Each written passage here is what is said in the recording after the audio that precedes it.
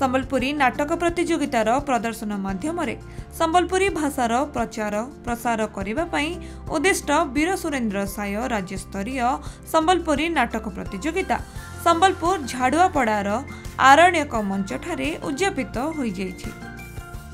चलित वर्ष 27 वर्ष एही नाटक प्रतियोगिता पदार्पण करिथिबा बेले एहार उद्यापनी कार्यक्रम रे केंद्र शिक्षा मंत्री धर्मेंद्र प्रधान योगदान करी आयोजक तथा कलाकार मानकु उत्साहित करथिले। एथिरे विधायक जयनारायण मिश्र सम्मानित अतिथि भावे योगदान करथिले। तेबे केंद्र मंत्री कार्यक्रम रे योगदान करी कहिथिले नाटक भल हेले समाज स्थिर रहिबो। जीवनटी निजस्व ढंग रे एक नाटक मनर दुख को भुलाइबार माध्यम।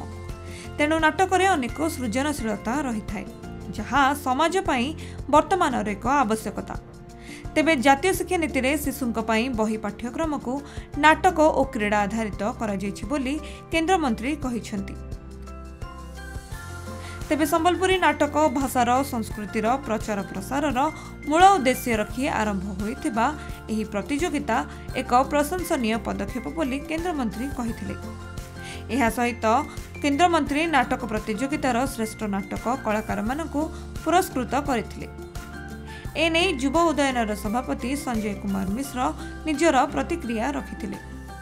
उद्यापन कार्यक्रम थिला हमर मुख्य अतिथि भाव आईसिले आम केंद्र शिक्षा मंत्री आम संबलपुर एमपी श्री धर्मेंद्र प्रधान आ सम्मानित अतिथि भाव आम विधायक प्रिय विधायक श्री जयनारायण मिश्र आसी सभा सरला आम पुरस्कार बंटा कार्यक्रम अनुष्ठित है।